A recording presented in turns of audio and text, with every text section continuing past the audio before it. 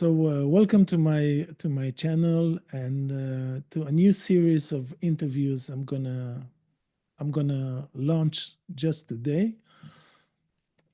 Um, Being in exile myself and being an Arab myself, I find it very interesting. I'm very intrigued by the Arab experience and the Arab perspective. And because so many Arabs and so many of us, and not just Arabs, people in general, I think feel in exile now, it gave me an idea to talk to people who share this experience and this perspective of being in exile and what it means. It's a very interesting subject. So my first guest is Rafia Mahli, a Syrian, Palestinian, Canadian aspiring writer. And we met on Bluesky, or was it Substack? And We met on Twitter actually. on Twitter. Oh yeah, Yeah, okay. Then I got yeah. all the platforms in my mind swimming I together, know there's too many. and I kind of felt I'm like vibing with you immediately. I mean, there's something, um, yeah, very the calm and the compassion and the being attuned to what's going on politically, emotionally, psychologically. So I immediately felt like we made a connection. And I told you let's talk, let's record something, let's do something together. Um, and when we were preparing this conversation, while talking to you, I got this idea of doing the In Exile series. So welcome on. I'm so happy we're doing this. Thank you. Me too. Um, Very excited. you're in Canada. How is the weather now in Canada? How terrible is it? Terrible. It's really terrible. Yeah. Um, I've always felt like the season from about November to May is the hardest time Yeah. for me. I'm never the right temperature. Yeah, it's cold.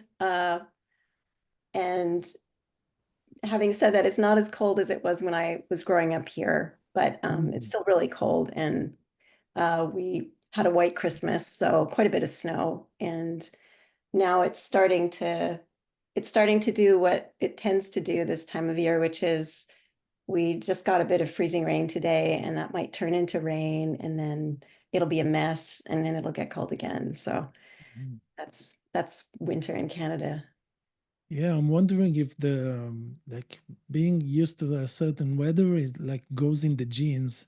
I've thought that sometimes because I I really feel like I'm made for a really hot climate. I love the heat, and I I hate air conditioning. Yeah.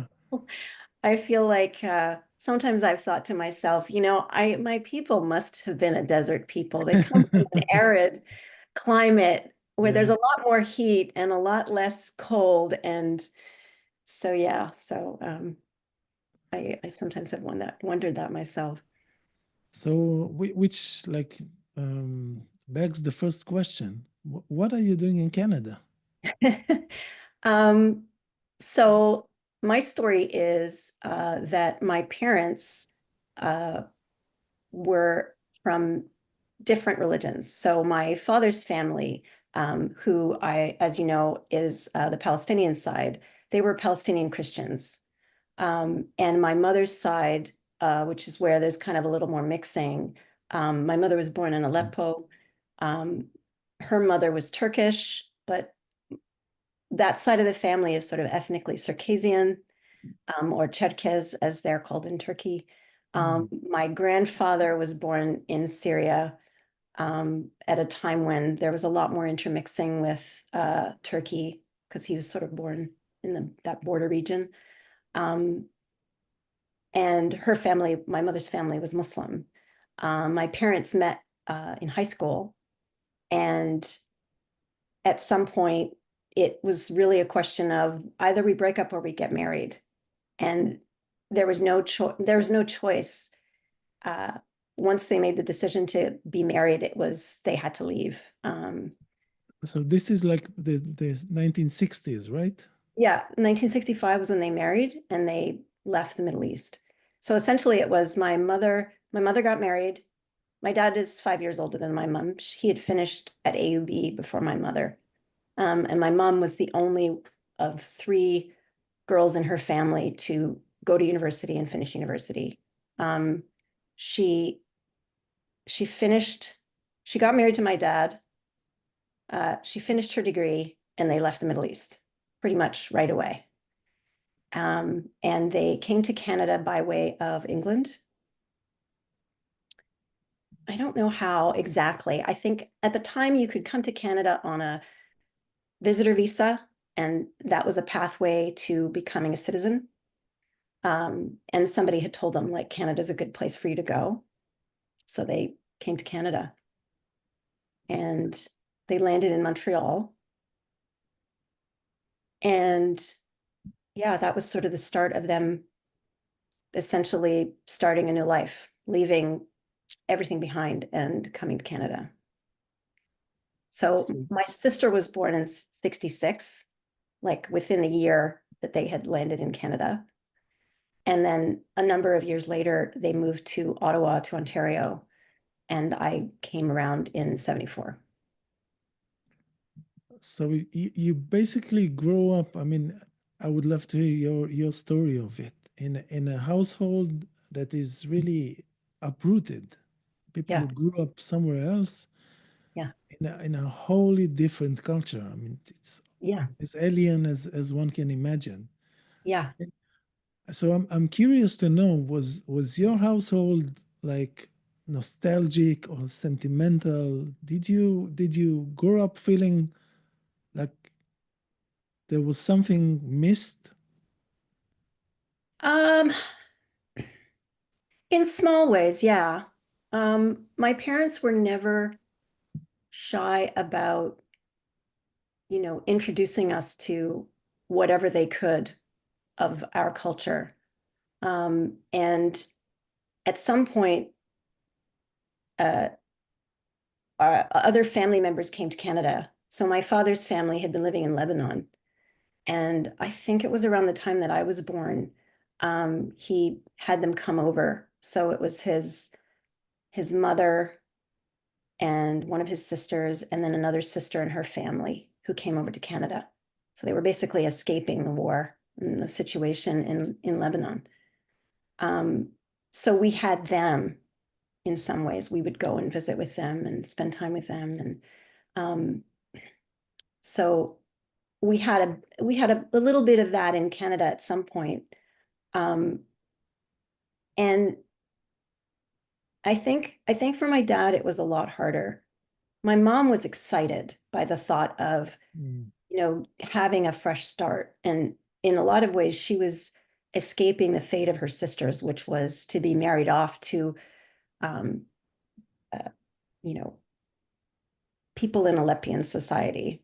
Um, my granddad had been kind of a self-made man, somewhat well-to-do, and there was a certain expectation of what his girls what would happen to them. He was And very he adamant was that they a politician, right? Yeah, at some point in time he was finance minister in Syria near the end of the 40s for a time, and he played a role in What getting was his the name? Just for Wahbi Hariri. okay. And so he was kind of a known person in that area, and he had uh, from what I understand from the stories I've been told, he helped a lot of people. He was a very generous person. Mm. His focus had always been like building enterprises, and he had a textile factory and some land in Aleppo, and was finance minister for a time, and was very much a pan-Arabist. Um, but that's what kind of made it difficult for my mother, was that either she went along with what he would have chosen for her, which is what her sisters did, and she kind of saw that it didn't work out so great for them. So she wanted something different for herself. But it was kind of difficult because they were coming to a part of the world that really didn't understand anything about the Middle East at that point. There was very little knowledge. And I know when my dad came to Canada at some point, he got involved with the Canadian Arab Federation, trying to, spread good, reliable information about what was happening in Palestine at the time. Um, and I know that was very frustrating for him at various different points. Was that he was always very attuned to what was going on abroad back home. Yeah, we're going to talk about this shift in a second, but I mean, when you speak about the story or biography of your family, Mhm. the there's so much stuff going on there. I mean, I there's know there's a lot. and Syria. By the way, you call it Aleppo, but isn't it Haleb Yes, Arabic, right? Right? yes, absolutely. It's funny because there are some Halabi Jews in Israel who have left Syria like in the 50s, and they are called Halabi. Oh, This is interesting. how I know this area and the name of this city. Uh, but I have a sense, I mean, I've heard this from many people, including some old Jewish friends, like really old, about oh, there's some noise going on. I'm sorry about that. That's okay. I don't hear it. Um, don't have my studio yet, but maybe someday. You will. Um, there was a sense of a lot more movement in the Mm, Middle East before the maybe 40s or 50s. Like this is when this nation states, made up nation states, were created by colonialists, basically, and suddenly there were like strict borders and yeah. separations between communities. I mean, Palestine and Lebanon and Syria were not like completely different places. No, it's true. So There was a lot more intermixing and there was a lot more movement from yeah, what I this understand as this well. Like this is even between Turkey and Syria, I mean, there's kind of been, from what I understand, and I'm not solid on the history, that's something that I'm working on yeah. developing, is a better sense of my ancestry and my origins and where I come from. Um, but yeah, my sense of all of that is that, I've come to sort of see myself as kind of more of a Levantine Arab, not really, Iraqis have a very definite identity, for Yeah. example. But I think when you come from sort of the area closer to like the Mediterranean, there's a lot more mixing. Um, and you could kind of see it in the faces of the people in that region.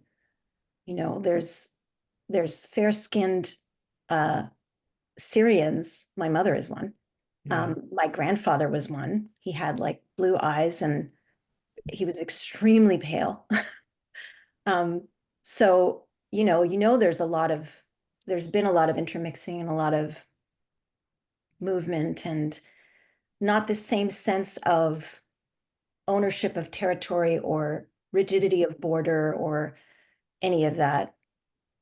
Um, And you said your father was involved in trying to create a place for Arabs in Canada politically.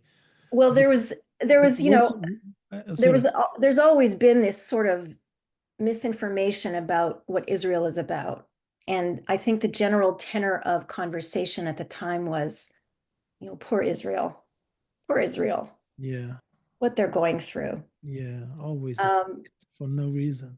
yeah, but there wasn't a lot of good information about what was happening to Palestine and to Palestinians. And so And this is like as early as the 1970s, 80s. yeah, Yeah. yeah, like the late 60s and 70s. When no one knew I mean, this is, I mean, if we're going back to this, like this moment in Mhm. history, which is so, I don't know, huge and important and crucial, people are suddenly discovering Zionism in Israel and what it was about. This is Yeah. new for so many people. I mean, Israel has been like at the center of Western attention for decades. I mean, in America, it's mythologized. Yep. No one knew anything about the politics of it. What what needed to happen for there to be in Israel? Yeah. So, but I mean, were your parents political? Did you grow up in a political atmosphere? I mean, criticism of power and the norms, and Yeah. was it like, Yeah. yeah, There was always a lot of discussion. There was always a lot of very lively debate about what was going on. And even more so as my sister and I grew older. Um, I think that one of the things that made growing up in this part of the world so challenging was that my sister and I were getting a perspective on the situation that came from two people who grew up during a very active time in Middle Eastern history. My mother and her sisters had gone to school in Alexandria as children, my mother from the age of 7 to 12. And that period of time coincided with Nasser's ascension and him sending the British out of Egypt. And my mother has this story about um, the lists of all the people who were sent out being listed in the newspaper and seeing some of her teachers because she had been sent to this school that was run by the British. It was mm, called English Girls College. It's okay, still there now, but it's called something different.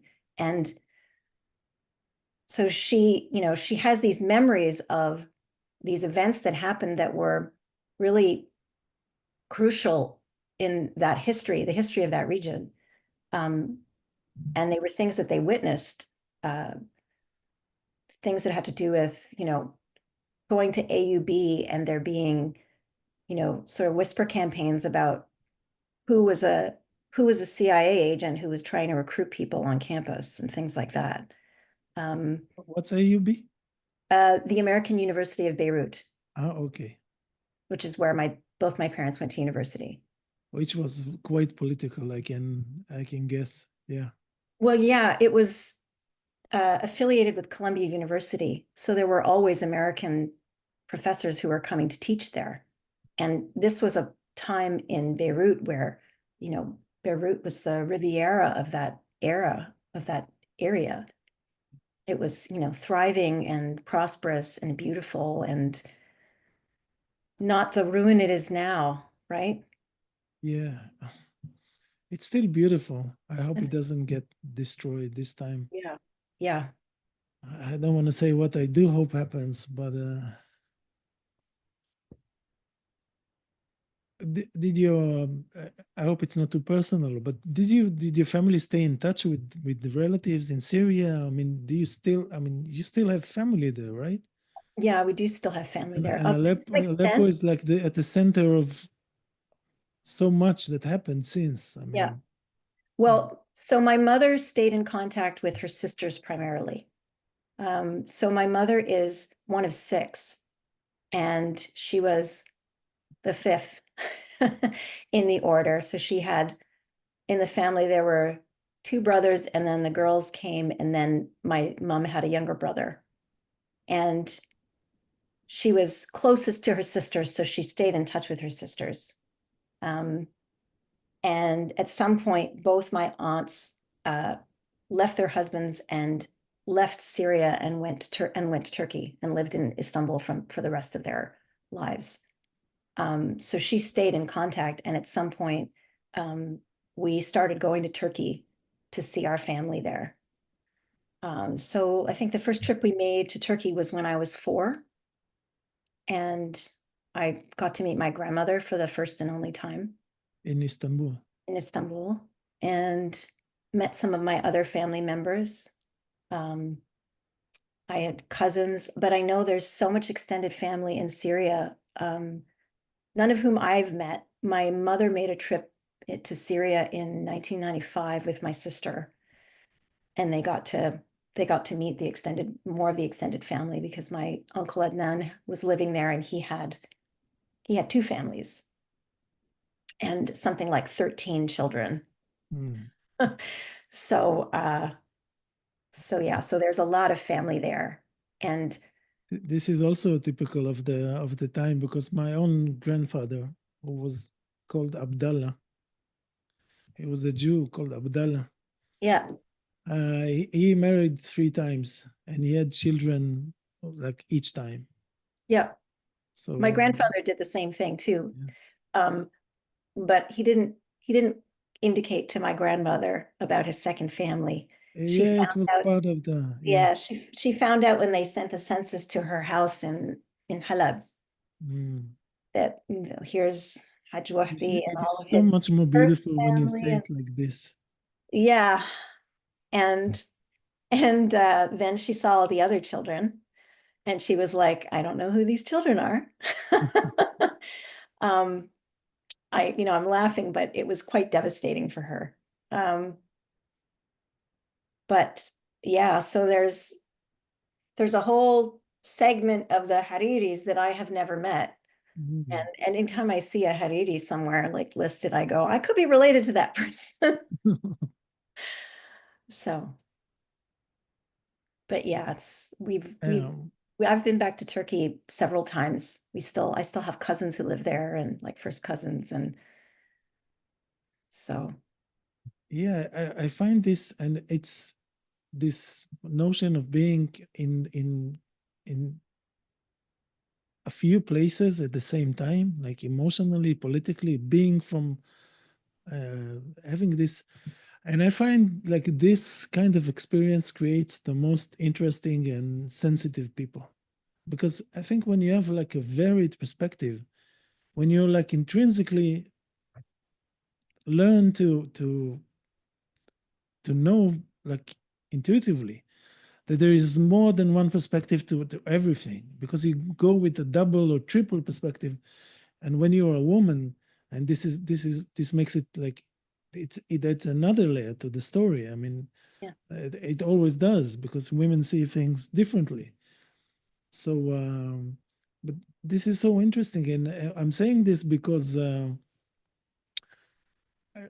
if we're talking about what's happening in Syria now with the toppling of Assad and all this, I was I wasn't an Assad fan ever. I mean, but I don't think I could anybody see say they the were. yeah, maybe there were some, but I could see the Western colonial operation going on, and it upset me a great deal Yeah, to see, because and we can see now what's going on with the gangs, with the terrible violence, the sectarian violence on the rise again. And this is so sad to see, and the plunder of Syria's like natural treasures, yeah, which the Americans have been doing for a decade yeah. already. So I They did it was in very, Iraq, yeah, right? They did it in yeah, Iraq. yeah, they do it. This is like the method. This is how they operate. But what I wanted to say is, I was very upset about this, and I wrote from this perspective. And you replied into one of my tweets or posts that uh, there's a place for the experience of living under Assad's regime as well. Meaning you need to recognize it. Was it was terrible for a lot of people. Yeah, So this is what I refer to as being able to have multiple perspectives on a yeah, subject. But this I mean, when you look at what's going on, and maybe your parents too, about what's going on in Syria. Now we're going to talk about Palestine in a second, because this is what brought me into this awareness of my Arabness and this connection that I have. Um, how do you feel about, how do you see it? What do you see? Well, I mean, what do your people see? I mean, um, are you sad and I, happy, s- or both, or I mean, weary? I'm obviously glad Assad is gone, but I think there's the same problem that's happened that happened during the Arab Spring everywhere, that happened in Iraq. I mean, Saddam Hussein was no saint. Yeah. He dragged his people into war. He tortured and killed people. Um, but at the same time, there's never an alternative that is viable for the people in that place.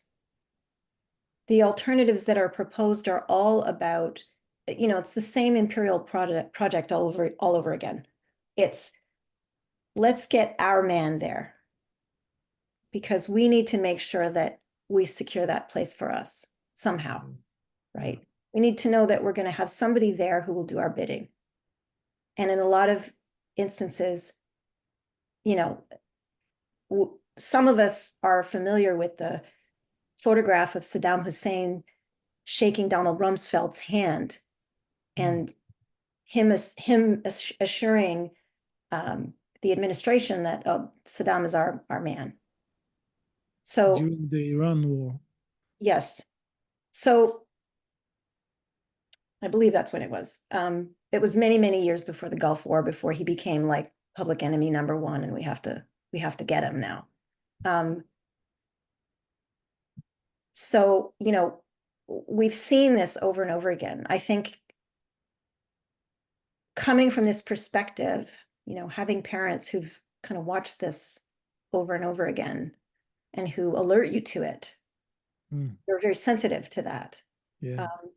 I remember the last time I went to Turkey was in 2013, and you saw the numbers of Syrian refugees in Turkey.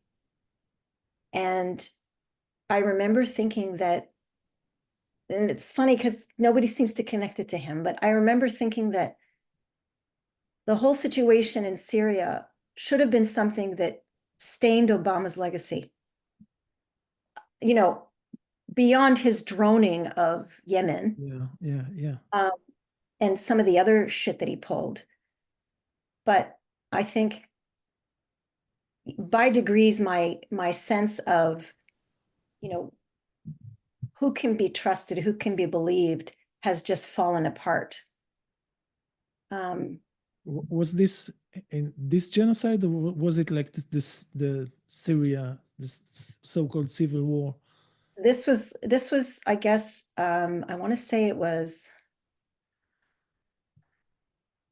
I'm not sure exactly the timeline of when things began. I believe officially the Arab Spring began in Tunisia, wasn't it?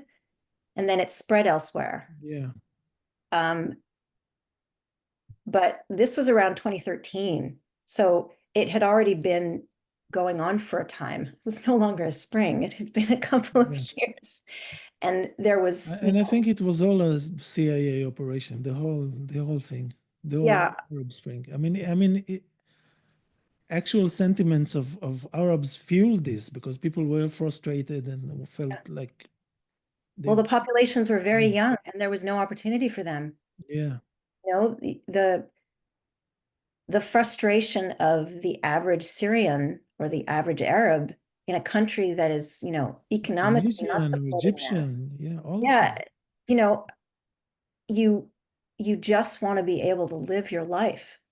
You don't want to be a political tool, or um, you don't want your life to always be about politics. You just want to, fall in love, maybe marry, have children. You want to find your way in the world. You want to do all of these things that are very human. Yeah, You don't yeah, want everybody to look at you through the same lens of, your existence as only having meaning in a political context, as some sort of like political unit that gets moved over here or moved over there. So the frustration was very understandable and legitimate. And the fact that it was just met with violent repression, the fact that, there were certain places in the Middle East that seemed to get military support from the West, yeah. others that didn't, was very telling. as telling as the fact that I think I sent you this piece that I wrote where I talked about last year I was working for the Immigration Service. And I remember when the government made a statement about letting in 40,000 Syrian refugees at the height of the crisis. And to see that they were only initially pledging to let in 1,000 Palestinians was infuriating and deeply emotionally difficult to deal with, because there was no reason for it. The only reason was currying favor with Israel. The only reason was that. And they were doing it while supporting Israel in every Yeah. way. Yeah. And while making And it the seem next like prime minister is going to be even more terrible, more of it, a yeah, Zionist. I mean, I honestly, this whole last year has blown up any kind of idea of there being a lesser of two evils option in this part of the world to vote for, because they all support Israel. They all think Arabs are terrible, and they all believe the same thing. There's no single political party that advocates for, you know, treating people as human, seeing their tragedy, being discerning about, who really is violent and bent on, homicide, and who is just trying to exist and claim their legitimacy. I think it goes further than that. I mean, which of course when you write about and you talk about the ability to see, especially Arabs. It's not only Arabs. Of course, we know the history of Western colonialism, but to see Arabs as human beings with actual histories and emotions and Yeah. legitimacy and richness of culture. I mean, with the Arab world has so much of it compared to this meager diet of nothing that Western societies have in terms of this being grounded in a big culture that has so many layers and aspects, and they just can't see it. And I think that Zionism is big part of the reason why, because Zionism needs the West to not see Arabs as people. It's simple as that. And it Yeah. can't be only Palestinians, because an American can distinguish between a Palestinian and a Saudi, or an Egyptian, or a Yemenite, or whatever, or an Afghani even. No, it's true. It's very true. I mean, I think it's most telling. And this happened even during the Gulf War. I remember hearing that I think the illiteracy rate in Iraq, and the same thing in Gaza, that the rate of education and of sort of just general education of the populace, literacy of the Mm. populace is so high, compared to Western nations that have pretty much everything. Um, And you can see it immediately. I mean, to me, I'm also, I mean, I'm an Arab and a Jew and a Western, but I grew up in the Middle East. I mean, the but it's so obvious to me. I mean, you can hear immediately the numbness of Western people and Western speakers compared to when you hear an Arab speak, even someone from Gaza, who yeah. is not a university professor, of which there are plenty. You can hear they are much sharper. They get it. They are political. Get they are about justice and morality. Whereas Western people, Western speakers, Western politicians, all you hear from them is slogans. There's no emotion. There's no processing of anything. There's only this wall of nothing in terms of. Well, I think that's calculated, don't you? I think that's calculated. I mean, there's seemingly been, not so much in Canada, but I think in the United States, it seems as if there's been this long-standing slow war, slow degradation of the education system. Growing up as a Canadian, the general opinion of Americans was that they were kind of slow and kind of stupid.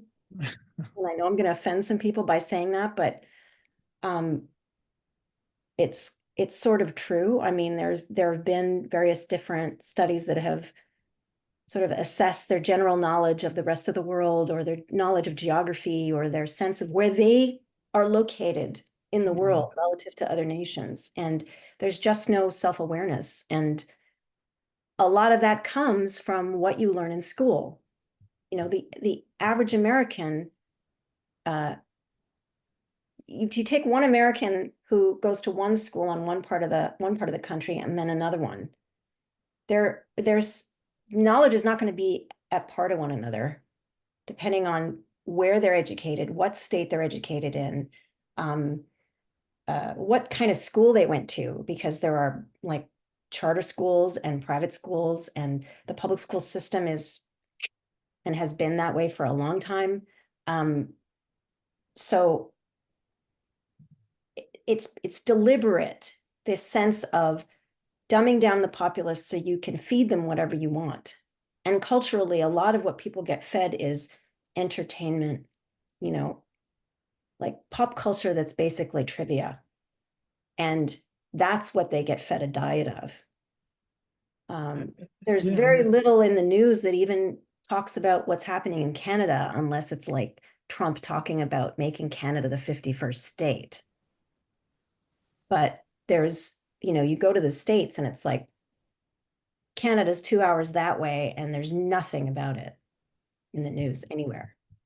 You know, um, I think that very deliberate. It's very yeah, deliberate what they let in and what they block out. which is like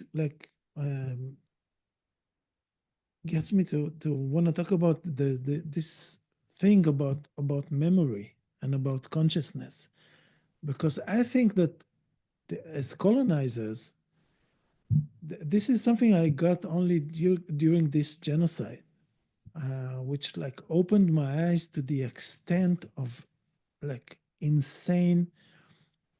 I don't know, the closeness, how much of an echo chamber Western culture is, which I didn't know. I mean, growing up in the Middle East, and I think it's the same in Africa or in Asia, or wherever you grow up, which is like outside. You're like educated or indoctrinated to think about the West as the place of openness, the place Yeah. of everything is possible, and we recognize and we see everything, and all is good, and you see how much this is just fake and propaganda, Yeah. and they can't connect with history, because if they connect with history, they will have to recognize their crimes, and they don't want to do that. Yeah. No, it's true. It's true. And there's so much that's gone on politically in the United States regarding that, where there there's never been a reckoning regarding, their history, their racial history. And Yeah. um, I understand the discomfort of that for some people, but there's just a lot culturally that they sweep under the rug and they just don't want to deal with. And I think that there's a line there between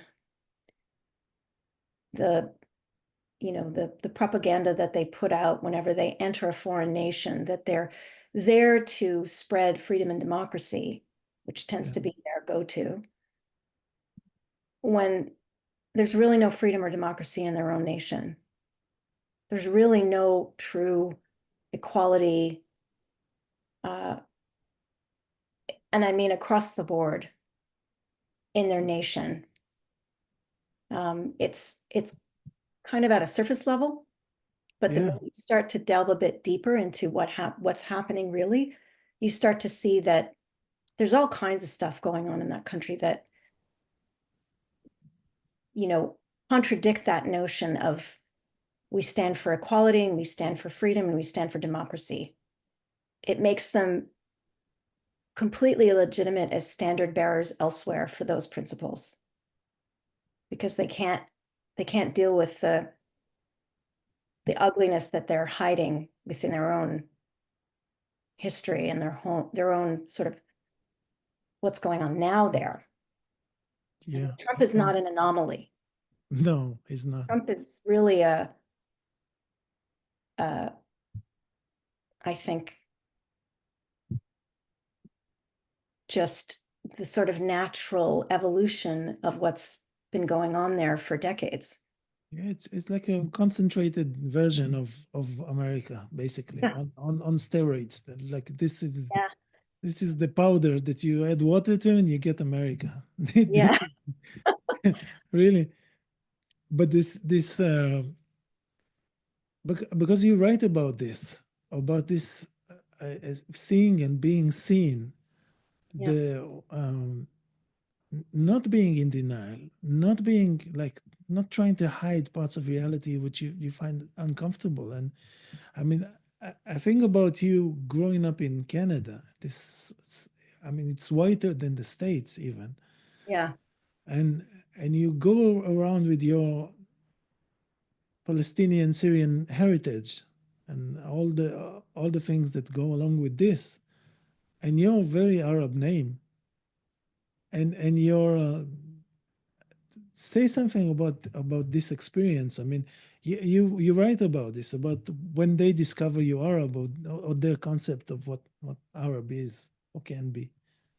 I think that yeah, I mean it kind of in Canada racism is not overt. We like to think of ourselves as a polite society.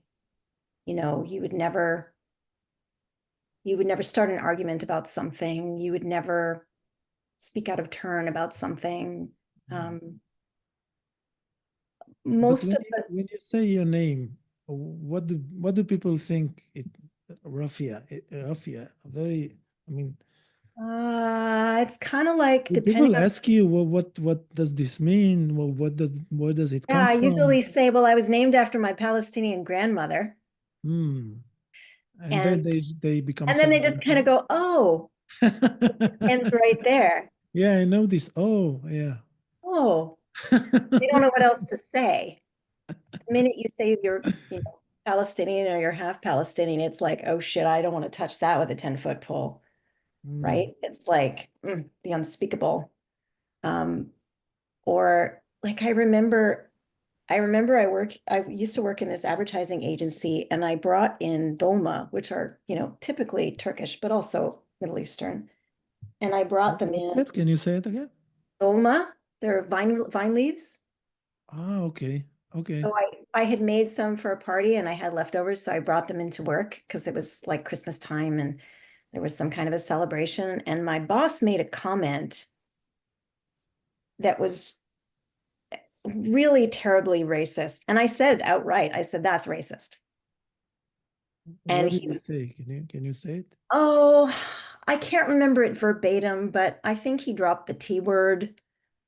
And I was just like appalled. And he was Mm, like, it was just a completely uncalled for comment. And he was the sort of individual who made these uncalled for comments. And I just basically said, yeah, that's racist. mm, And he was very apologetic afterward about it. But there's just a lot of casual sort of prejudice that never gets challenged, is the point, right? Because it sort of is under the surface. People think it's more polite if I don't say anything, but they're thinking it. mm. Every now and then it comes out. Yeah. And it may not even come out as a verbalization. It might just be the way they treat you.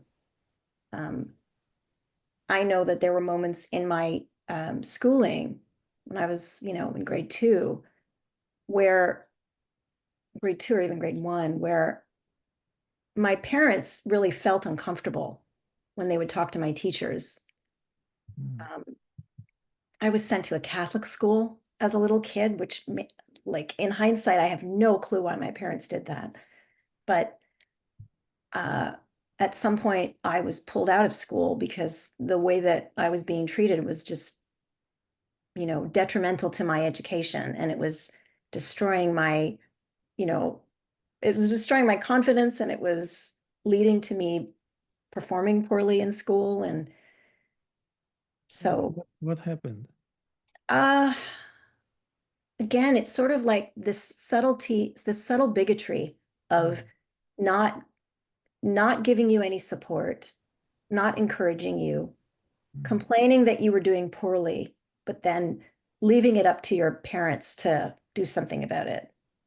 Um, Were you the only Arab or foreign pupil, student at school?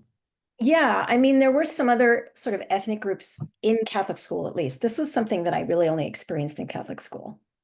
Mm. Um, but there were some other individuals whose family were ethnic who had a similar experience with the teachers that I had this issue with. So it wasn't just me, but um, I know that there's really no other explanation for why I was treated that way other than there was, some kind of like, oh, your parents are foreign, right? Like my parents speak English. They were educated in English, but my dad speaks with a bit of an accent, and my mom might have an accent that's discernible to a Canadian born and raised Yeah, here. yeah, yeah. So, it was something that was always kind of like maybe picked up on and, you know, There's an interesting research about Mizrahi kids in Israel, our Jewish Arab kids in Israel. yeah, And research showed that Mizrahi Arab kids that go to school in a predominantly Mizrahi with Mizrahi Arab teachers yeah, do better than kids who go to a so-called mixed school with mostly Ashkenazi teachers, because teachers would actively destroy your confidence and your like well-being, yeah. as which is, I mean, the so many different manifestations of racism. It's just unbelievable. It colors everything, And it's every major insidious, right? It's spectrum. not, it's not necessarily overt. You might not have an Ashkenazi teacher who openly says to the Mizrahi kids, you're stupid, or you're No, it, stupid it because can you're be the Mizrahi, but expression. Yeah, the it's expression they very make when your insidious. name is being said out loud. Yeah, yeah, That's enough to like communicate to the other kids what you really are, what yeah, you're capable of. And I know it so well from my own experience. Because my mother had this idea that she needs to send her children, and this it's a whole different, and it's interesting to talk about this with you for Mizrahi Jews in Israel. The ideal for many years was to become Ashkenazi like, mm, which is like becoming white, like mixing yeah, yourself with white in the West. yeah, My mother had this idea that she needs to send her children, because she is an elitist. She had this concept of herself. So of course her kids need to go to Ashkenazi elitist school, which yeah. was like right wing Ashkenazi schools, the worst you can imagine. I mean, it's a horror story, one horror story after another. Well, and it sounds a lot like, the experience of, you're assimilating, right? You're taking on something that isn't really yours. And you do that for survival. Yeah, and it's really impossible because you like actively have to kill parts of yourself all the time. Yeah. And the You have first to, time you speak up, as suddenly it catches up to you yeah, sooner or later. I mean, yeah. And you're there's gonna, that thing yeah, of like, you're gonna well, find that you're an Arab or a black guy or a yeah, Native American, a Native Canadian, whatever. yeah, Gonna hit you. yeah. Does And this still happen to you? it's, I mean, this kind of, I mean, you're probably over it already. I mean, you've well, accepted your. it happened a few times. Like I wrote something recently that I haven't published anywhere that was I have about, to just something with the power is just a second. I'll be back okay, in a so second. Something got disconnected.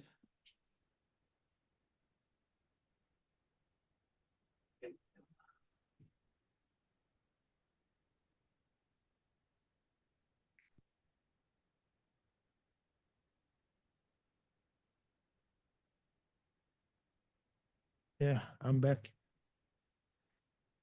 My biggest fear in life is like having an interview or video done and then it gets erased. Oh God,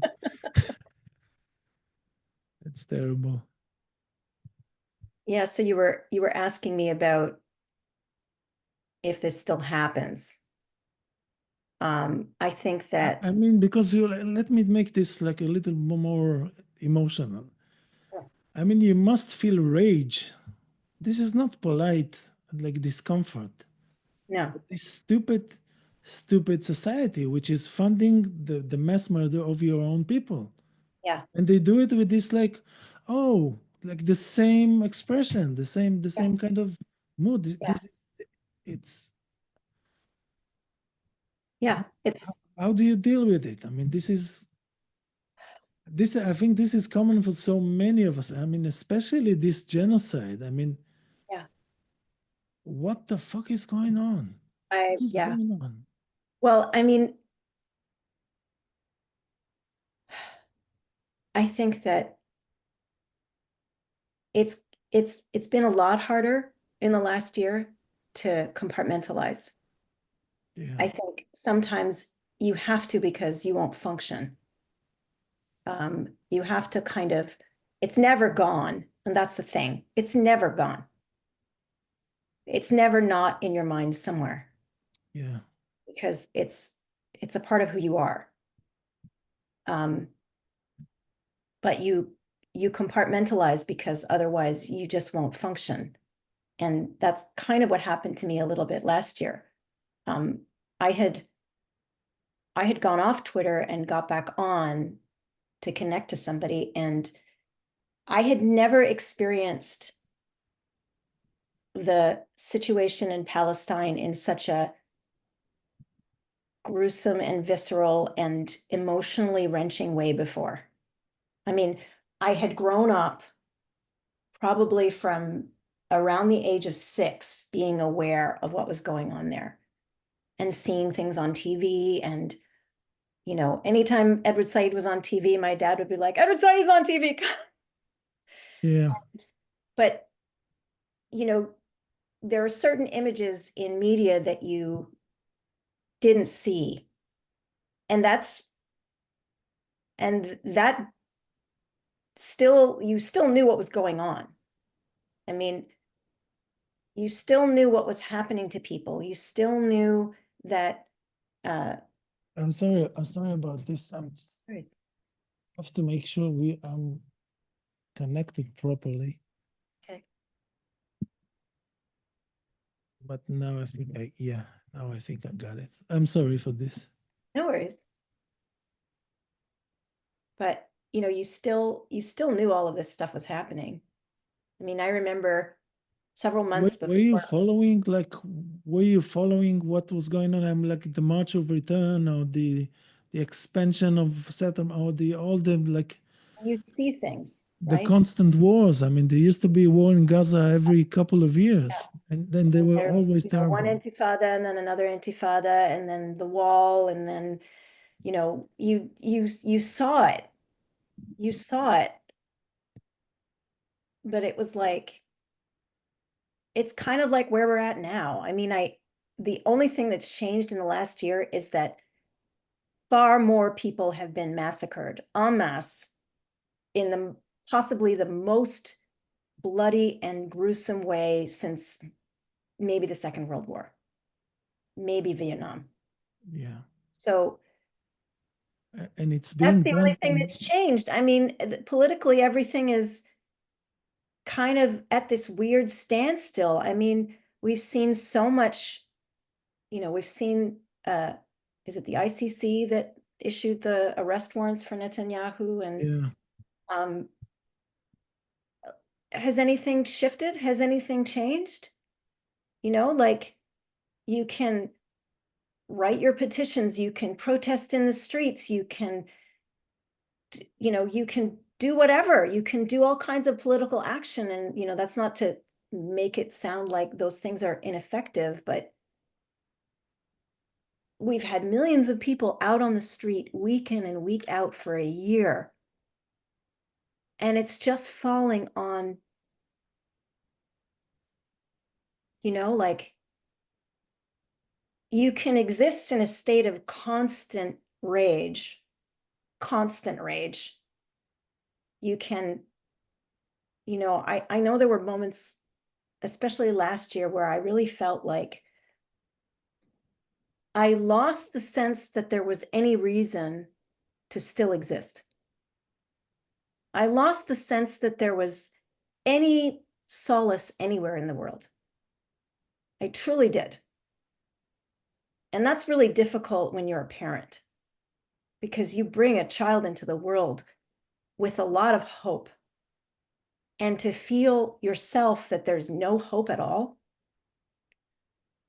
is deeply disillusioning. You lose all sense of ground. You lose all sense of anything, perspective. And then you kind of have to reel yourself back a little bit, because that's not productive. That kind of energy is not productive. It might be true in some senses, but that can't be the end. That can't be the end of the story. And I don't think it is. And at the same time, I know we've kind of talked about this at times. I think that there is more conflagration coming that's just going to be beyond what any of us can imagine. And I sort of see it as inevitable, because I think that the people who are letting this happen as we speak are going to do nothing to stop it. I don't think I don't think they get the situation. I don't think I don't think they do either, but I I think don't they think they care. They're know. so Yeah, cynical. They don't yeah, care. If a 10,000 American soldiers die tomorrow in the Persian Gulf, yeah. they're not going to lose a night's sleep over this, No. or a fancy meal at a So New long York. as none of those people are their children. I don't know if they even care about their children. I swear to you, I don't know. I don't. Listen. If you don't care about someone's child, you don't care about. I don't get this. I don't accept Yeah. this separation. If you don't see a child and A lot of you, people who do, especially in the West, I don't. that I know they this think that their false. position or their money insulates them.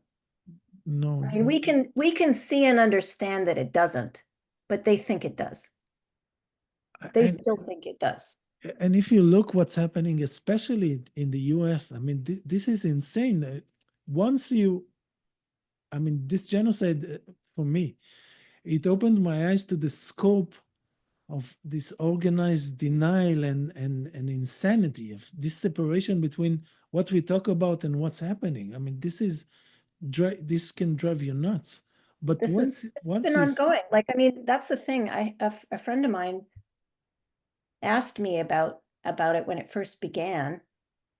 And I said, the only thing that's new about any of this is the fact that anybody is outraged about it in an yeah, open way. This is the first time in history that anybody has protested on behalf of Palestine in any kind of significant way that I can remember. yeah, I have never seen, I mean, I was driving home with my family and we were stopped, and there was this long march of people marching up to Parliament, wearing keffiyeh, flying the Palestinian flag. And, I remember thinking, like, initially I was like, it's not going to do anything, which yeah, is, sort of the cynicism of decades of watching time and time again, nothing changes, nothing shifts. The attitudes don't change. The political situation doesn't change. No political leaders do anything different. But at the same time, it was very emotional because nobody has ever done that before. Nobody. So, you know, in some ways things shift and then they don't shift. They change and they don't change, you know? This is why, yeah, this is why I think this period is such a test of so many things, and a test of character and belief. And this really tests your belief, as you said like a minute ago, in humanity. I mean, because there's something very basic, almost animal about this. When you see a child get dismembered, you this has to be a showstopper for whatever. This is it. This stop. Here. Everything stops now. And when this doesn't happen, when this like very the first rule of humanity, protecting children, Yeah. when this is ignored in such a nonchalant way, you kind of ask yourself, what is this? Am I insane? Oh, what's going on? And I refuse to fall for this trap. I write about this constantly, and I think that it is so important to remind this to people: you are not insane, you are Yeah. not evil, you are not doing this. You need to keep on fighting. Although this is like this brings absurd to a level which we didn't see, and I agree with you. There's a sense of things cannot go on like they used to. I mean, things get to a boiling point, but not only in terms of a like a possible world war or a Yeah. big war with Iran, which we may end up doing, untold damage. Yeah. I think that like the CEO that was shot in New York a few weeks ago, Yeah. the I think that the ability of the system, the powers that be, to control, and this is the thing with control. It is always an illusion, Yeah. and the whole colonial mindset is organized around this. We can control what people will think, how will they feel, how they're going to behave, and we can anticipate, build models, and control. It's not going to work, and I don't know how they can see it. Yeah. I think it's also this idea of how much can the moneyed classes, the ruling classes, Yeah. take from the average person before people start to just feel, well, I have nothing to lose.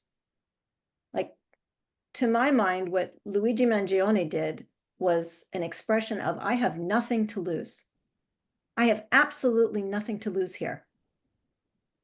And I think it scares the shit out of the CEO classes, the the folks who think that they've got the upper hand on everybody because they have wealth Yeah. offshored. They've got their, Gulf Stream planes. Uh, they think that they are insulated. And Luigi Mangione shows them that they're not. That the biggest danger to them is the fact that they've treated the rest of us as if we were expendable, as if all we are is a unit of exchange, a commodity. And I think that the sort of combination of everybody going through the pandemic and what that did to people's sense of what's most important to them, what's most important in life, Mm. has caused this sort of chasm to open up where, they've all tried to shuffle us back to the way it was before the pandemic. Go back to office, go back to the way it was, go back to normal. But normal was deeply unsustainable for so many people. And it's you know, there's a musician in Canada named Bruce Cockburn who has a song with a lyric that goes, "The trouble with normal is it always gets worse." Yeah, That's exactly what good seems line. to have happened in the last several years, is that it's just gotten worse and it's not getting any better. And Yeah. we were told to give a shit about Wall Street and, you know, things that matter to them, and they don't matter to us. And I think people are starting to like get wise. I'm so happy you brought up the COVID era because I talked about it a lot during the time in Israel because I could see in real time this was this was class warfare on a different level, and this is going to destroy because it normal gets worse. I think that one of the reasons normal gets worse is because uh, things there's less and less resistance. Yeah. So when you like don't tax the rich and like kill middle class, like the first 2 years you're gonna meet resistance, but then it becomes normalized, and then you say, "Oh, I can do more of this," and they do more and do more and do more, and I think what they had in mind during the COVID years, I think that they had an idea that people are gonna come out on the other end of this, and they're gonna be very disciplined because they learn to put on masks, to go out when they're told and stay in when they're told and take whatever we give them and say this is science or whatever nonsense. And I think that what happened is people like for the first time in like for this generation for generations of people they like met a wall. They met a wall which they never had before, Yeah. like like encountering a situation where there's no you can't go on. This is like reality hits you. I mean it broke the wall of denial. And what happened was the opposite effect. People said like if I'm gonna hit a wall, I'm gonna fight for my life. And not wide culture like did it, but enough people did for us to have this Palestine protest of people feeling that because what Luigi did was is like revealing the truth. The system doesn't provide us with solutions.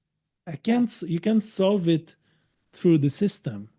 Yeah. You need to do something that breaks the rules to Well, get I results. don't know if you remember, but like George Floyd happened during the pandemic, right? Yeah, So I think that in a lot of ways, that might have been, at least for Westerners, one of the events that, at least during that time, you know, broke people out of what the rest of what was going on.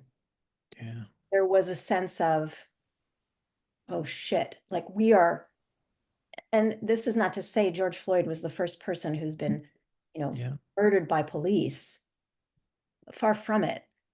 But there was something so brazen and so public about seeing the video of him and the way people just, you know, people who had been trapped in their homes communicating on social media and via internet, via Zoom chat, yeah, uh, they just mobilized.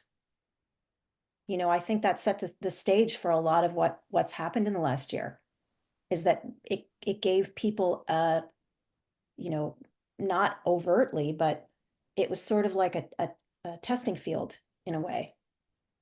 Once yeah. I people think kind of that got used to that, then they were like, oh, what else can we do?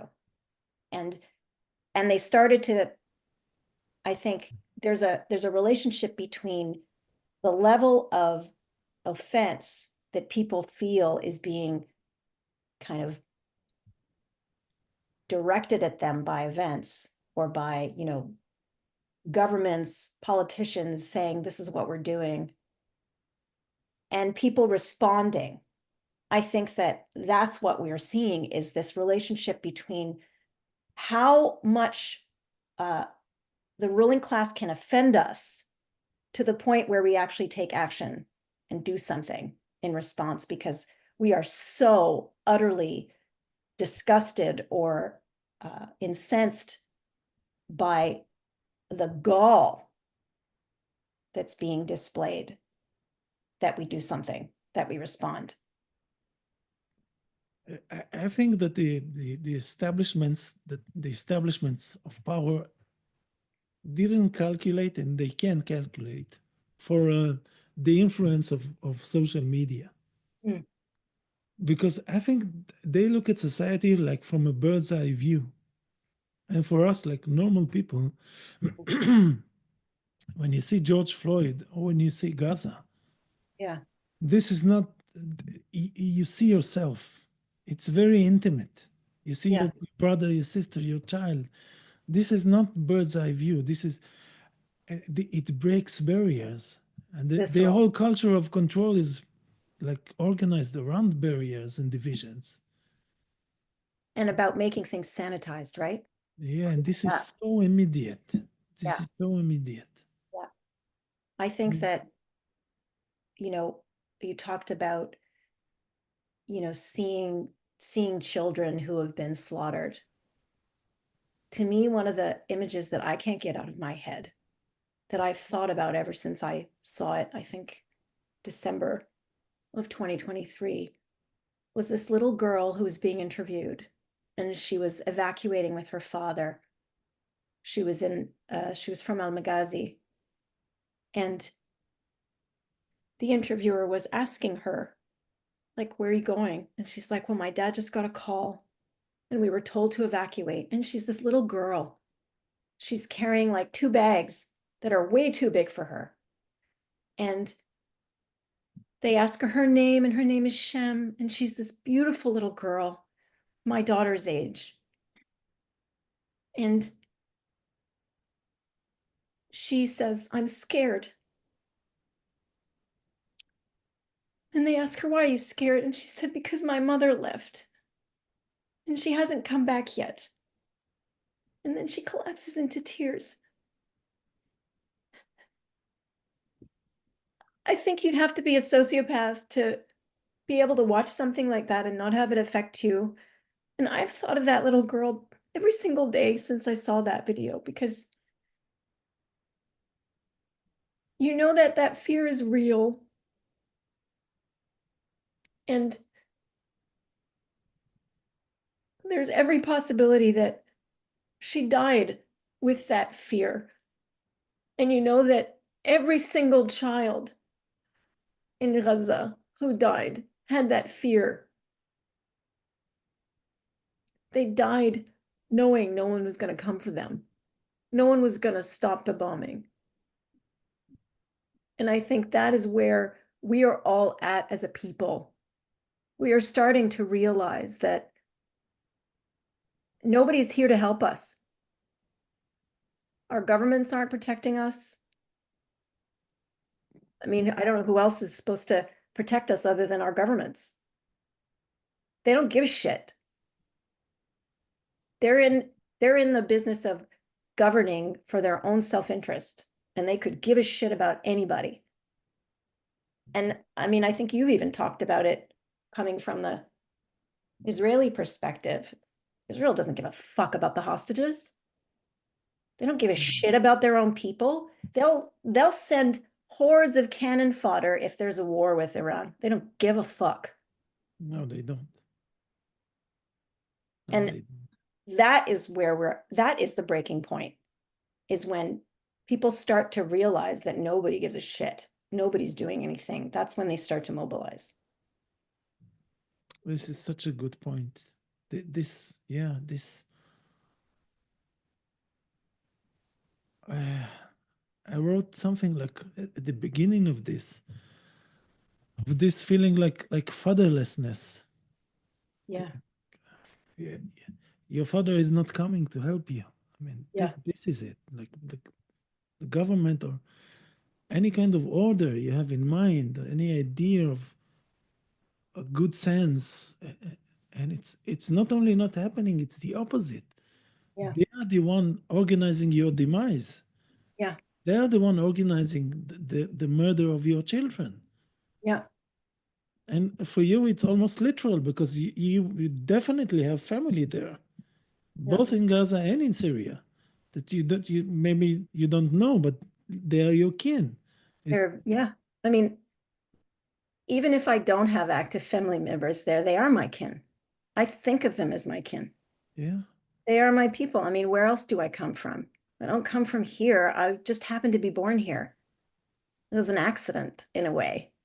And I think of it that way in a lot of ways because, you know, I am a human being and I can relate to other human beings no matter where I am. But in terms of who I am, I'm there's something for me in saying I'm Canadian where it's like it's a sticker. You know, it doesn't go any deeper than that. I don't have the same uh, identity as a Canadian that someone who is, uh, born and raised in Syria has. There's a separation for me between my nationality, my citizenship, and my ethnic identity. And that's not to say that they're always at odds with one another, but there's a separation. I I've thought about it a lot as, I kind of exist in this liminal space between the two of those things. And I've spent most of my life understanding that Western Canadian perspective. And now I'm trying to reconnect to the other perspective so that I can occupy this in between space better because it feels like having a limp where one side of you is not quite equal to the other. There's Yeah. parts missing. So for me, a lot of what I've been doing over the last short while has been trying to heal those places and trying to reconnect to what is this other part of me? I, As you yeah, was as you was as you were talking now, I had this uh, thought about what is home, what home is, and when I realized I was actually leaving Israel, I'm not on a vacation. I don't want to go back. I'm done yeah, with it. yeah, And I started to think about what is home, what really stands for home. And what came to my mind after a few days, I was thinking about it, was home was a set of smells more than anything else. yeah, And I was starting to break apart the smells that I recognize as home. yeah, And this is how it made me realize how Arab I am, because all the yeah, smells which were like the home to me, it yeah, was coffee being fresh grind Arab coffee. It's a different smell. It's not the yeah, same as yeah, American or Italian coffee. It's a different smell. And I remember my mother taking me to someplace in Haifa where a 1948 Palestinian had this coffee factory, yeah, and there was always the smell of fresh coffee being ground, yeah, and this smell and wood in a fireplace, like the orangey smell. That this is how in Lebanon they have this, in Israel, in the Galilee, the northern parts of Israel. This is the smell you have, and I had this like a whole set of smells, which and then and when I started to think about it, and I realized that there was no smell that I recognize as home, which is Israeli. mm, And this brought home this notion that this is how deep identity really goes. I mean, mm, colonial identity is so, as you say, it's a sticker.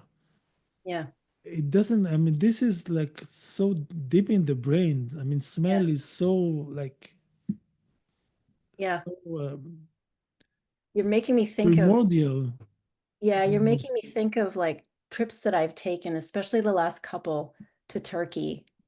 And most of my mother's family, well, now some of them have moved to Bodrum, but for the longest time, they were all in Istanbul.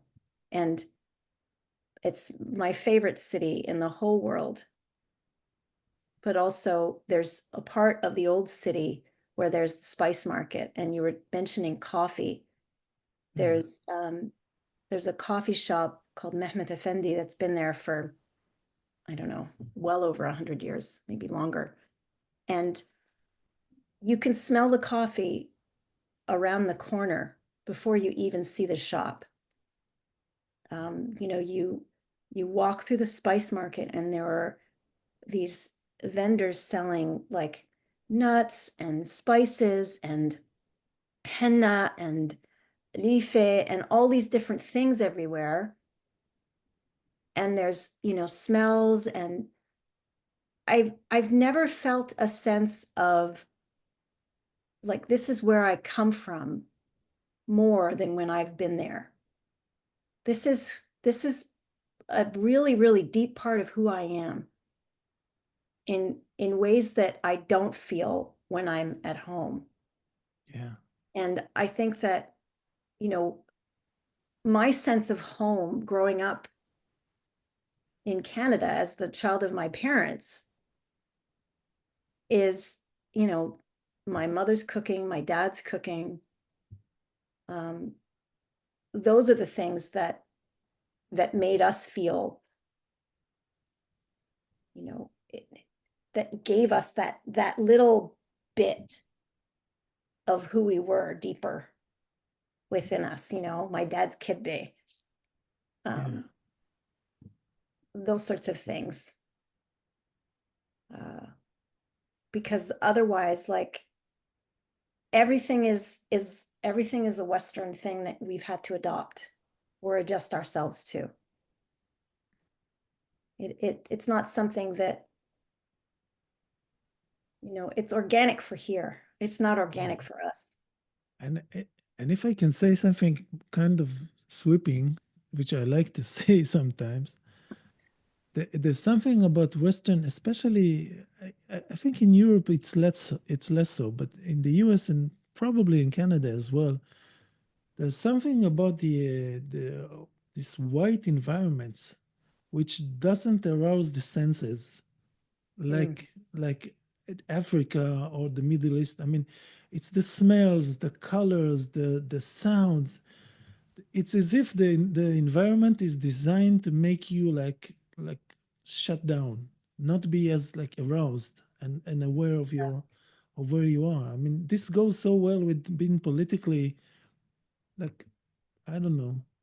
I think it would if the indigenous peoples who Mm, were really from here had been allowed to continue on culturally. And if mm, the white settlers who came here were forced to incorporate themselves as opposed to, you know, uh, pushing out the indigenous people who lived here and like pushing them into reservations and taking them out. Hello. Uh-oh.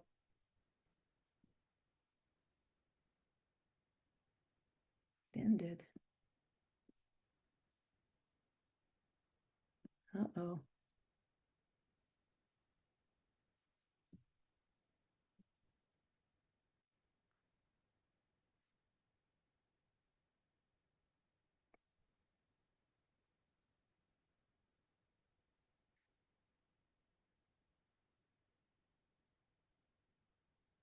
That? I think that's it.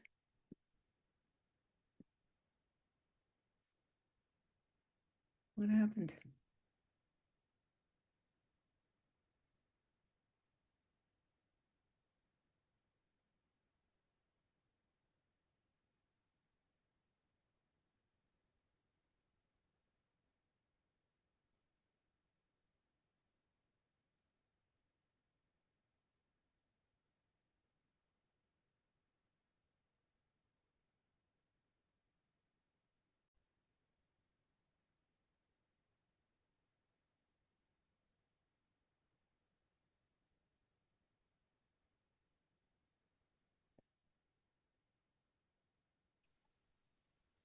Oh,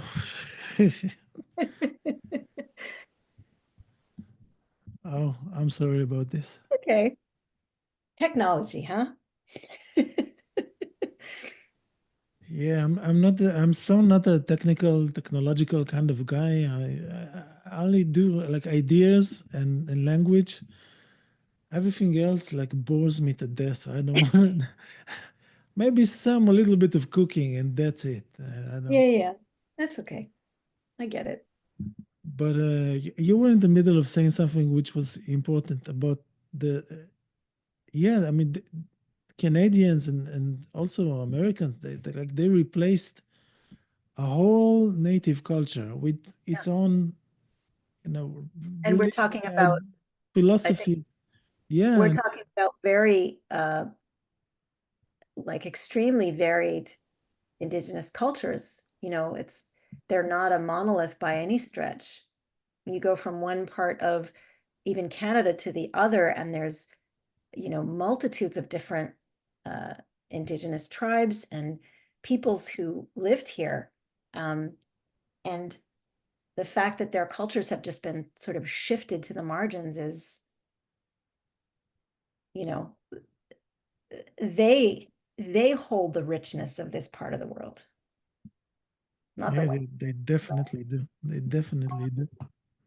And the older I've gotten, like this has been a real year of seeing a lot of things clearly for the first time.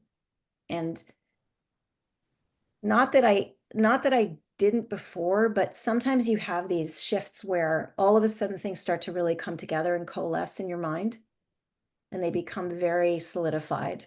Yeah, For me, it feels like I know when people say they use the word tribal, they think sectarian, they think divided. But my sense of like a real tribal culture is one that cooperates, one that helps other people out, you know, where it's about survival and it's about thriving and it's about cooperation and it's about everybody being prosperous. And it's not about, one group taking from the other and leaving the other bereft with nothing. You know, there needs to be more of a, not to sound like communist or anything, but uh, there needs to be more of a sense of community, of a communal way of living, where it's not about wealth and it's not about endless growth and it's not about, there's just this situation in the world. It's really everywhere where for one person to have, somebody has to not have. For one person to be prosperous, another person has to be doing terribly. Everything is sort of zero sum, and there's no sense that that is not sustainable. I mean, I think it's starting to develop, but it hasn't quite taken hold where anything's shifted or changed. And I don't know if that's something that happens after there's a total collapse and people go, okay, we can't go back to that. There's yeah. nothing to go back to, and now we have to rebuild. But you hope that there was a way that you could evolve into something that's less, less. There has to be somebody who's super rich and somebody who's super poor for the system to exist. You hope that somebody is going to change. And when I say somebody, it has to be somebody at the top of the top of the pyramid that changes the mindset, that starts the ball rolling of some kind of change in the way that we live amongst one another and exist and coexist and share resources and protect our world. Um, I think that the tribal thing to me, I mean, having grown up of this fascination with Western ideas, I think this like it's like a stage, a phase you go through when you yeah, come from the Middle East or somewhere else, and like you're like bedazzled by this Western like thing, and then you also oh okay, it's not as advertised. Yeah. So I think that there's something about being the tribal identity. I think it gives you the tools. It is local. It is something that's like for a place and a time, Yeah. but it allows you to see the legitimacy of another tribe. Yeah. Whereas when you have this made up colonial identity, you can't see you don't have this. I mean, if you're from a different, a certain tribe, you say, okay, I'm this and they are that. And so they are similar to me in a way. But I think that Western, like colonized societies don't have this. What is the like American identity? What is Canadian identity? Like There 200 really, years of there like, really isn't. I mean, I think Canadian what does it identity mean? exists in opposition to whatever the Americans are doing, and it has for maybe time immemorial. It has, it's like, oh, if they think that you have to completely assimilate and their community is a melting pot, well, ours is going to be multicultural, whatever the hell that means. You can come here and be who you are, and we're not going to expect you to assimilate into any Canadian identity, but there is some form of assimilation that happens. There is some form of erasure that happens. It's not so overt that it feels violent, but it can still feel pretty brutal at times. It is oppressive. I mean, we've gotten used to it, but it is very oppressive. I mean, it doesn't need. This is how I think. I I mean, mean, something as simple as, oh, you're a Canadian, but yeah, your people are Arab, and the official position is that, okay, these are the good Arabs, and those are the not so good Arabs. Like, that's kind of how I've felt in the last year. It's like, okay, you could let in 40,000 Syrians. That's the good Arab part of me, but you couldn't let in, and in fact, they didn't let in a single Palestinian. So that's the bad Arab part of me. It's just so fucked up. You can't even begin to make any sense of it. It's immediately a hypocritical stance. It's immediately a contradiction. It immediately shows up its illegitimacy as a way of looking at anybody. the what this process, this personal journey of mine of disconnecting from Zionism and then disconnecting from Israel and from. I mean, it's funny because my disconnecting from Judaism, it started many years ago Mm. when I was like raised in a kind of a religious household, and then I went through like a short religious phase, and then I like got disillusioned with it. So it began this way for me. But what I found out, this is like the beauty of it. And then it was a lot easier for me to see myself as Arab, and I began to be so curious about like, because Israel tells you live in this closed bubble. You're in the Yeah, Middle East, but you're European or American or whatever, yeah, which is so nonsensical. My father was born in Tiberias in Palestine, and my mother was born in Morocco. How yeah, am I? What I have to do with New Jersey or yeah, Milwaukee or London for that matter? yeah, I'm from here. yeah, Now I'm in California, but here is Palestine. Here is the Levant, yeah, and I became so curious about Palestinian identity, about like the wider Arab society, and I said, and I felt this started feeling this grief of everything that Israel took from me, that Zionism took from me. I mean, I don't speak Arabic. If I did speak Arabic, I could connect with hundreds of millions of people yeah, who would immediately understand me and yeah, get my my logic, my reasoning, my culture, who I am. And so And my Arabic is terrible. You know, like yeah. I came, I was born, uh, I guess I came in 65. So what, like 9 years after my parents had arrived in Canada. And they still spoke Arabic. They still do speak Arabic. Mm, And I think I've picked up a lot more than I thought I had, but I I don't have as much as I wish I did. And my mm, parents were not, you know, in this part of the world, if you want to learn Arabic, you're a Muslim kid and you're going to school to learn the Quran. yeah. It's very difficult to find a place where you can, you know, learn proper Arabic. It might be easier now, but when I was growing up, it certainly wasn't. Um, and and I really feel the loss of that. I really feel the absence of that. I've been trying to learn as much as I can, and sometimes the fear I have is that I'll never really have it, right? I've lost that and I'll never really have it completely. But I kind of long for it.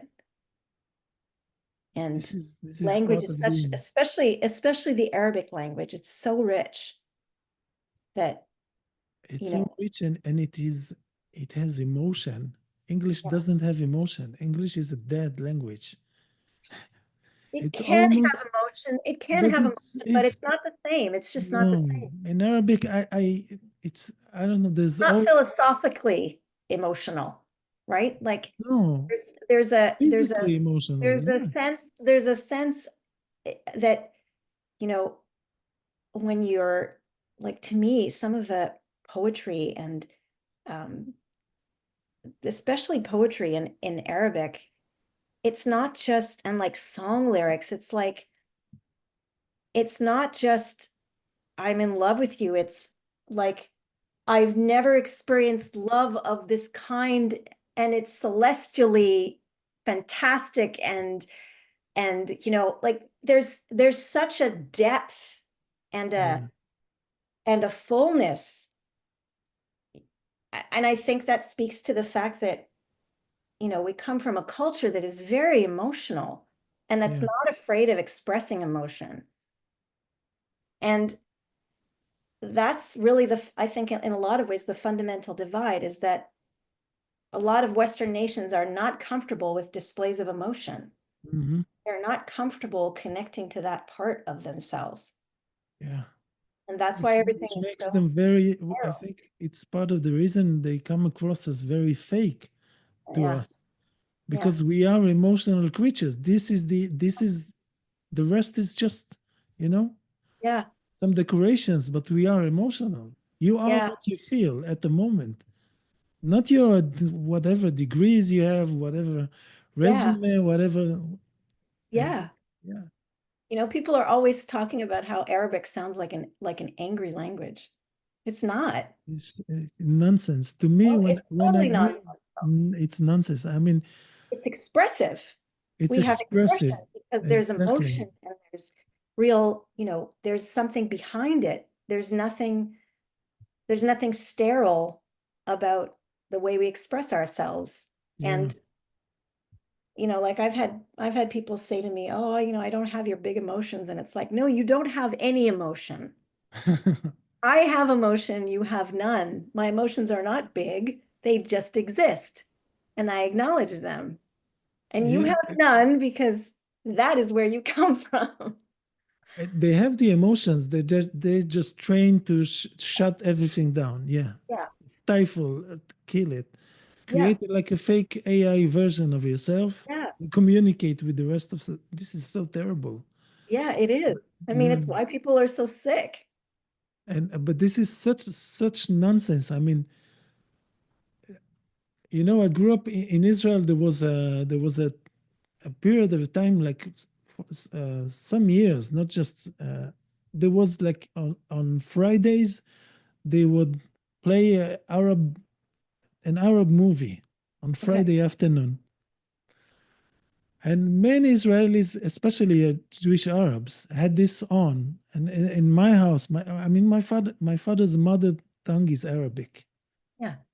So when my father sings with Farid El Atrash, I can hear who he really is. Yeah. And so to me, Arabic, though I don't speak it really, Yeah. the sound of Arabic, how you sound, how fondness sounds in Arabic, Yeah. and gentleness and closeness. This is it. I recognize it immediately. Yeah. I'm blessed for having had this experience of being exposed to it, a little bit of it. But thank Yeah. God for it. Yeah. What would I be? A robot, Zionist? It is so Yeah. terrible. To me personally, this was my lifeline Yeah. to escape this hell of Yeah. Zionism. This Arab culture and Arab mentality and language and emotionality. Yeah. Yeah.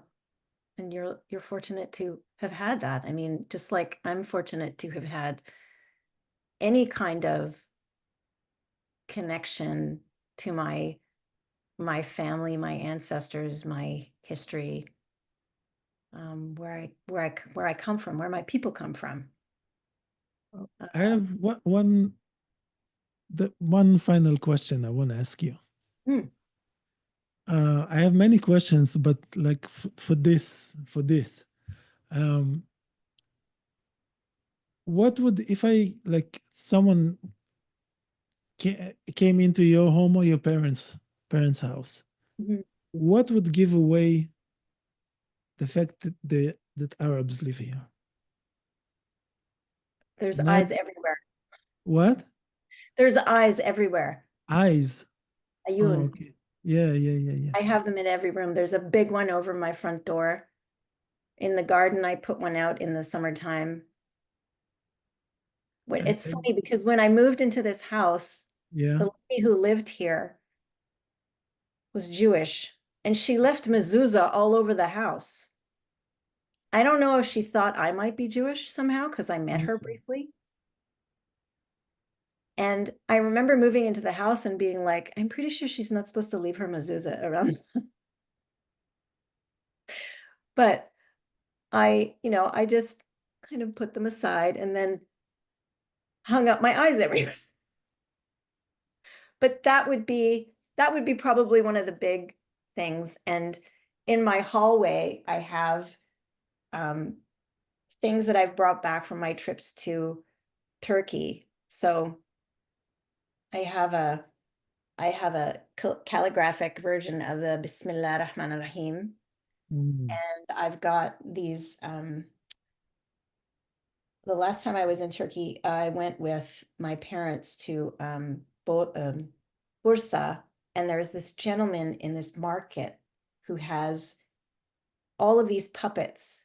There are these famous puppets, and I always forget their names, but they used to be on Turkish TV all the time, and they're these Mm. like shadow puppets, and they're like comical. So I have like versions of those hanging in the hallway, like just these little things you know, things that I've brought back from my trips. That would probably be the two big things that would indicate that. Oh, and there's other stuff. Like, I mean, I've hung things up in my house. Like in my living room, I have it's like a saddle that's got parts of it are carpet and parts of it are leather. And then Mm. there's my I don't have the full story of this, but my grandfather knew somebody who was in prison. And when they were in prison, they made him this beaded hookah pipe set. So the ends are like olive wood, and then the whole kind of hose part of the pipe is beaded, and it's got like 1941 beaded on it and all these Mm. kind of floral designs. And so that might also be something that would indicate that, okay, this isn't your typical white Canadians Yeah, household. yeah. I've sort of tried to make an effort to have that around for my daughter and to kind of give her some sense of this is where you come from. And also like for me, just that sense of like, this is who I am. This is part of who I am. It's been such a pleasure talking to you. And I think we should do it again sometime. I'd love This to. this is like an introduction Yeah. to this whole subject, and I'm so happy like um, to start this idea, this series with you. I mean, it's been a pleasure. So thank you Thank for. you. Thank you. It's been a lovely conversation. Okay, I'm gonna stop the recording now.